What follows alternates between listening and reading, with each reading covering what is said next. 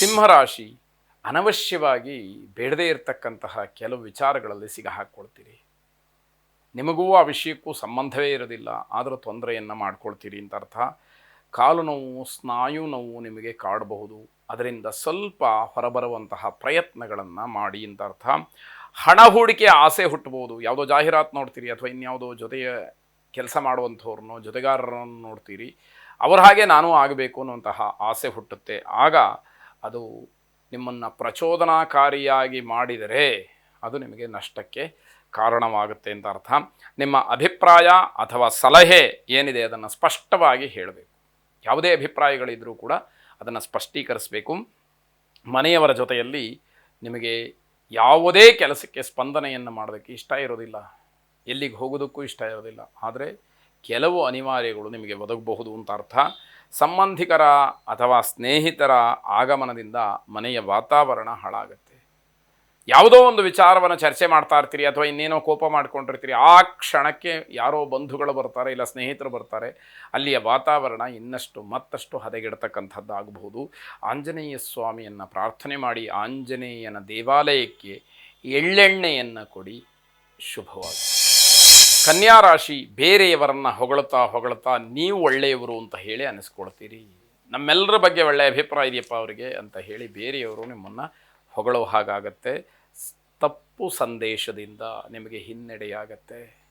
ಬೇರೆಯವರು ಹೇಳತಕ್ಕಂತಹ ವಿಚಾರವೇ ಸರಿ ಅಂತ ಹೇಳಿ ಹಿಂದೂ ಮುಂದು ಆಲೋಚನೆಯನ್ನು ಮಾಡದಲೇ ಯಾವಾಗ ನೀವು ಆ ವಿಷಯವನ್ನು ಸ್ವೀಕಾರ ಮಾಡ್ತೀರಿ, ಅದು ನಿಮಗೆ ಹಿನ್ನಡೆಗೆ ಕಾರಣವಾಗುತ್ತೆ. ಸಹೋದ್ಯೋಗಿಗಳ ಸ್ನೇಹಿತರ ಸಹಾಯ ಅಂತಕ್ಕಂಥದ್ದು ಇರೋದಿಲ್ಲ. ಇದು ಬಹಳ ದೊಡ್ಡ ಹೊಡೆತವಾಗುತ್ತೆ. ಶಾರೀರಿಕವಾಗಿ ತೊಂದರೆ ಆಗ್ಬೋದು, ಜಗಳ ಆಗ್ಬೋದು, ಇವೆಲ್ಲವನ್ನು ಗಮನಿಸ್ಕೊಳ್ಬೇಕು. ಚೆನ್ನಾಗಿರುವಂತಹ ಮನಸ್ಸಿನ ಮೇಲೆ ದುಷ್ಪರಿಣಾಮ ಬೀರ್ತಕ್ಕಂತಹ ಸಂದರ್ಭಗಳು ಹೆಚ್ಚಾಗುತ್ತೆ. ನೀವೇನೋ ಯಾವುದೇ ಸಮಸ್ಯೆಗಳಿಲ್ಲ ಅಥವಾ ಯಾವುದೂ ಬೇಡಪ್ಪ ನನಗೆ ಅಂತ ಹೇಳಿ ಸುಮ್ಮನಿದ್ದರೂ ಕೂಡ ಕೆಲವು ವಿಚಾರಗಳು ದುಷ್ಪರಿಣಾಮವನ್ನು ಬೀರುತ್ತೆ. ಅಂತಹ ವಾತಾವರಣ ಸೃಷ್ಟಿಯಾಗುತ್ತೆ. ಇದಕ್ಕೂ ಹೆಚ್ಚಿನ ಗಮನವನ್ನು ಹರಿಸಬೇಕಾದಂಥದ್ದು.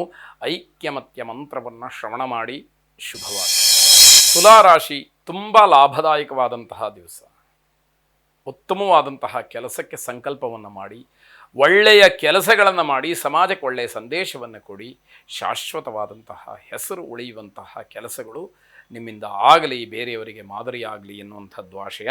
ಮಧ್ಯಾಹ್ನದ ನಂತರ ಸ್ವಲ್ಪ ಆರೋಗ್ಯದಲ್ಲಿ ವ್ಯತ್ಯಾಸ, ಅದರಲ್ಲೂ ಉಸಿರಾಟಕ್ಕೆ ಏನೋ ಸಮಸ್ಯೆ ಅನ್ನುವಂತಹ ರೀತಿಯಲ್ಲಿ ಕಾಣುತ್ತೆ. ತಾತ್ಸಾರವನ್ನು ಮಾಡಬೇಡಿ ಅನ್ನುವಂಥದ್ದು. ಬಟ್ಟೆ ವ್ಯಾಪಾರಿಗಳಿಗೆ ನಷ್ಟವಾಗ್ತಕ್ಕಂತಹದ್ದು, ಹೂಡಿಕೆ ಮಾಡಿದಂತಹ ಬಂಡವಾಳವೂ ಕೈ ಸೇರದೇ ಇರತಕ್ಕಂತಹ ಕೆಟ್ಟ ಪರಿಸ್ಥಿತಿಯನ್ನು ನೋಡಬೇಕಾಗತ್ತೆ. ನಿಮ್ಮ ಸ್ವಂತಕ್ಕೆ ಸ್ವಲ್ಪ ಹಣವನ್ನು, ಸಮಯವನ್ನು ಮೀಸಲಾಗಿಡಬೇಕು. ಆಪದ್ಧನ ಸಮಯ ನಿಮಗೋಸ್ಕರ ಸ್ವಲ್ಪ ಮೀಸಲಾಗಿ ಇಡಬೇಕಾದಂಥದ್ದು ಮುಖ್ಯವಾಗುತ್ತೆ. ಮನೆ, ಮಕ್ಕಳು, ಸಂಸಾರ ಇವೆಲ್ಲವೂ ಚೆನ್ನಾಗಿದ್ದರೆ ಮಾತ್ರ ವ್ಯವಹಾರವೇ ಮುಖ್ಯ ಅಂತ ಹೇಳಿ ಭಾವಿಸಿದವರಿಗೆ ಮನೆಯಲ್ಲಿ ಏನಾದರೂ ಗೊತ್ತಾಗೋದಿಲ್ಲ ಅಥವಾ ಬೇಡವಾಗಿರುತ್ತೆ, ಮಕ್ಕಳಿಗೆ ಏನಾದರೂ ಬೇಡವಾಗಿರುತ್ತೆ, ಅದು ಯಾವುದೂ ಗಮನಕ್ಕೆ ಬರೋದಿಲ್ಲ. ಈ ರೀತಿಯ ಪರಿಸ್ಥಿತಿ ಒದಗಿ ಬರಬಾರ್ದು ಅಂತ ಅರ್ಥ. ಶನಿಗ್ರಹವನ್ನು ಪ್ರಾರ್ಥನೆ ಮಾಡಿ, ನೀಲಾಂಜನ ಸಮಾಭಾಸಂ ರವಿಪುತ್ರಂ ಯಮಾಗ್ರಜಂ ಛಾಯಾ ಮಾರ್ತಾಂಡ ಸಂಭೂತಂ ತಂ ನಮಾಮಿ ಶನೈಶ್ಚರಂ ಎಂಬುದಾಗಿ ನಿಮ್ಮ ಪ್ರಾರ್ಥನೆ ಇರಲಿ, ಶುಭವಾಗಿ. ವೃಶ್ಚಿಕ ರಾಶಿ, ಮನೆಯಲ್ಲಿ ಶಾಂತವಾಗಿ ವರ್ತಿಸಬೇಕು. ಏನೋ ಸಂದರ್ಭಗಳು, ಏನೋ ಮಾತುಗಳು ಬಂದರೂ ಕೂಡ ನಿಮ್ಮ ತಾಳ್ಮೆಯನ್ನು ನೀವು ಕಳ್ಕೊಳ್ಳಬಾರ್ದು ಅನ್ನುವಂಥದ್ದು. ಬೇರೆಯವರನ್ನು ಅಗೌರವವಾಗಿ ಕಂಡ್ರೆ ನಿಮಗೂ ಮಾನಹಾನಿ ಆಗುತ್ತೆ. ಅವರು ಒಂದು ವೇಳೆ ಏನಾದರೂ ತಿರುಗಿ ಅಂದುಬಿಟ್ರೆ ನಿಮ್ಮ ಗೌರವ ಏನಾದೀತು ಅನ್ನುವಂಥದ್ದನ್ನು ಪ್ರಶ್ನೆ ಮಾಡಿಕೊಳ್ಬೇಕು.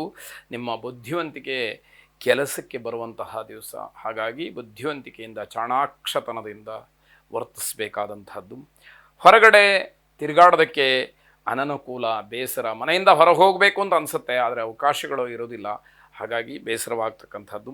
ವಿದ್ಯಾರ್ಥಿಗಳಿಗೆ ಓದುವುದಕ್ಕೆ ಆಸಕ್ತಿ ಕಡಿಮೆ ಆಗುವಂತಹ ದಿವಸ.